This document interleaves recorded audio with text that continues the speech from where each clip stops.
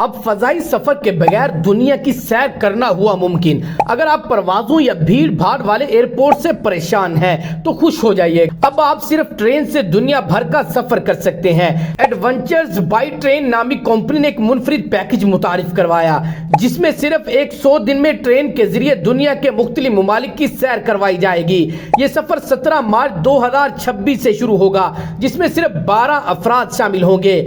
فی فرد $1,46,184 تقریباً 4 کروڑ روپے پاکستانی بنتے ہیں۔ فی کس جوڑے کے لیے $1,16,468۔ یہ پیشکش ان افراد کے لیے ہے جو ماحول دوست طریقے سے دنیا گھومنا چاہتے ہیں، کیونکہ اس میں کسی فلائٹ کی ضرورت نہیں، بس آرام دہ ٹرین کا مزہ ہے۔